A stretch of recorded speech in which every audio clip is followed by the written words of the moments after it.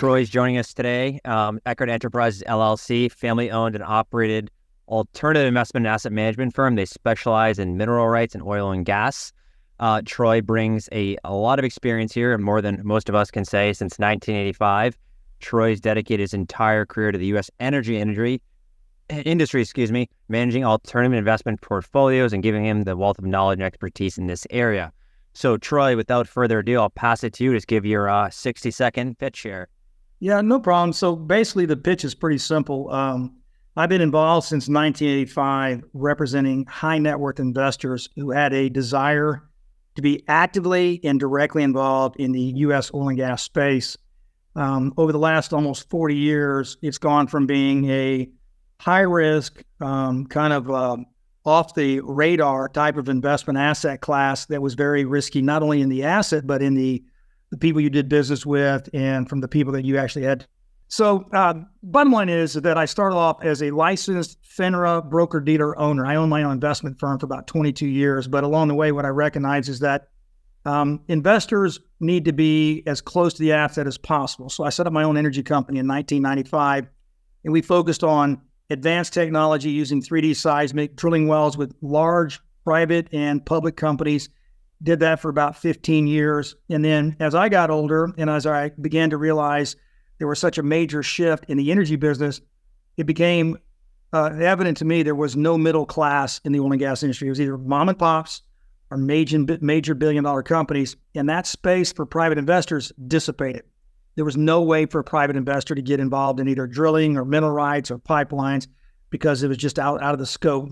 So because I was able to recognize the incredible value of individual investors and that capital that they represent, and the dysfunction from the oil and gas industry not respecting that capital, I became the bridge for that. So Eckard Enterprises is a family-owned energy business. We bridge bringing direct ownership of mineral rights, working interest pipelines to high net worth investors and families who see it as an asset that's not just a way to gamble or get tax write-offs, but it's truly a part of their overall platform. And we've been doing that now for going on 38 years this May. Office has 50 employees. Go through all that later. But at the end of the day, as I say in any due diligence, it's the who factor. Who are you listening to for advice? Who are you going to invest with? And give me some background that tells me they've been through the rodeo multiple times. They know what they're talking about, because in this day and age, it's all about the who. Wonderful. That's a great background, Troy. So let's start off with the basic, right? Everyone here has some different background. We have clients from all across the country and people that watch this from across the country. So not all of us, John and I are here in the Northeast. We're not as familiar with the concept of a mineral right. So what is the basic explanation? What is a mineral right? And can you give us some tangible examples of what they are? Yeah, so I'm going to make it easy based on using you and John and I on the screen. So the house, the building that you're in, when real estate was first being evolved as the country came to life, you didn't know it at the time, but you were given full ownership from air rights, surface rights, and mineral rights. So when I buy a house anywhere in the country, in Boston, California, Texas, without you knowing it, you actually own the air rights above you, the surface that your house or building is on, and you own all the natural resources below you. The problem is most of it doesn't have any kind of commercial value because there's not minerals, there's not precious metals or gold or anything like that. So it's not something you pay attention to because you're not in that area geologically or geographically that makes a hill of beans, right? Mm-hmm. The other key to this is that when you think about the way mineral rights are part of the real estate asset class, it is truly a right that's deeded and titled just like your surface rights. So a mineral right for me, and the way I view it is, I'm looking for only oil and gas mineral rights where I believe oil and gas is deposited. The oil companies want to drill there. They want to extract it. And I look at the separation or the ability to buy those mineral rights and sever it from the surface rights, title it and deed it where I own it in perpetuity. That rancher, that farmer, that person owns that building on top of land can do whatever they want. I don't care. I only have rights below the surface, but I own all those rights to the core of the earth. So whatever oil and gas they find, whatever mineral rights they find, whatever precious metals, gold, coal, I don't care. It's 100% mine. And the only way I can monetize that, like a vertical building, is I got to find a tenant who's going to lease it, develop it, and generate revenue. This really was not a marketable investment to high net worth investors or private family offices until really, in my view, until about 2010 or 11. And I can explain that in a minute. But really, to me, it's an extremely new market where most accredited wealthy investors have no clue, don't understand it, never heard about it. because it hasn't been around but less than 10 years, in my view. I love it. Yeah, I mean, honestly, it's a newer concept to us as well. I mean, obviously, we have clients that are interested in oil and gas, but the mineral rights portion is a little bit different. So walk me through an example. We're in Texas, we're in the Dakotas, we're in Oklahoma somewhere. You have a piece of property of a building that sits on that property. So you're saying we can have the air rights above that owned, or we can have the house owned, or we can have the land underneath that building owned. Is that correct? Yeah, I'm going to show a picture. Can you guys see my screen okay? Yep, got it. Yeah, so to help with the dialogue, and I think this is a better way to do the presentation, obviously, because presentations can be stale and boring. So in the United States, everything you see on this map that is in pink, light pink, did not exist as commercial, meaning economically recoverable oil and gas until about 2008. What made these buried oil and gas reservoirs commercial was technology.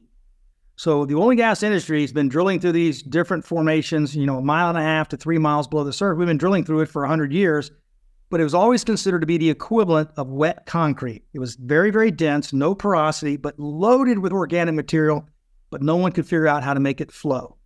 So along came a exploration risk taker who said, if I can drill down with a 7.5-inch well bore and I can go sideways horizontally, one 7.5-inch vertical well going sideways would be like 200 to 500 wells worth of exposure to the organically rich formation. So they started learning how to drill sideways, horizontal. Then they coupled it with saying, well, if I had a wet concrete driveway, that's great, but it's not going to flow very good because there's no porosity, it doesn't connect. So he said, what if I go in and I pump sand, like you get out of a sand quarry, along with water, high pressure, I can shatter that concrete. So no different than jackhammering your driveway. It now created a pressure sink. It allowed those molecules to get free. And all of a sudden we discovered horizontal drilling and shale formations in commercial quantity, which took us from a country in 2008 that only had 3.8 million barrels being produced in the U.S. to today we're the largest oil producer in the world at 13 plus million barrels a day, all because of technology. Now, the screen is kind of cool because if you had asked me 2008 and before, hey, Troy, let's go buy mineral rights. The problem was you were looking at a 200, 300, 400 acre pool of oil and gas potential reserves. You had the risk of that oil company, that geologist, getting that drill bit down 2 miles with a 7.5-inch paper plate size hole and hoping they hit it and there was enough oil and gas there to make money.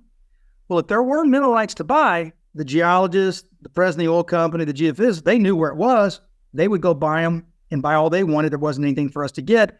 And if we did buy minerals, we took about a 90% chance that well was going to either be one of two things, a dry hole condemning our minerals, or there wouldn't be enough oil and gas there to justify the return that we need to be in that space.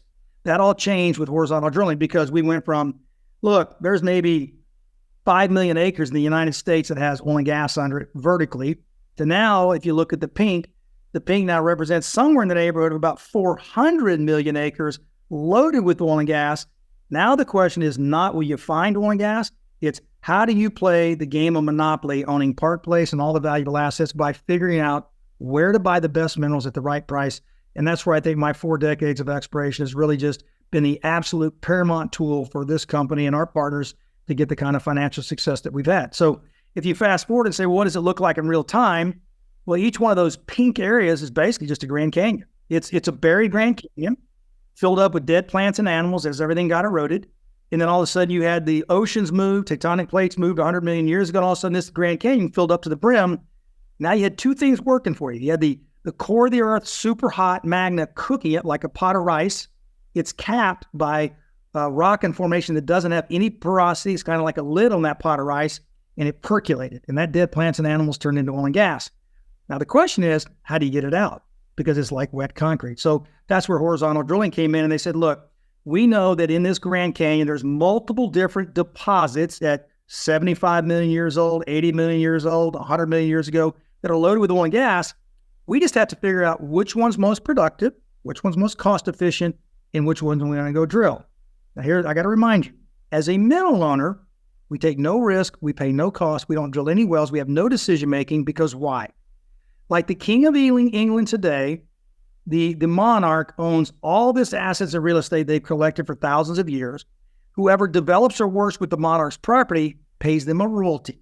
For the fact that they own it, you can go do what you want, but you owe us a royalty off the income and value of all the assets that the monarch owns. When you and I own mineral rights, let's just say we own all the mineral rights, which is legally described acres of land that cover this Grand Canyon. Everything in our little 1 acre land all the way to the core of the earth is ours. Well, that all comes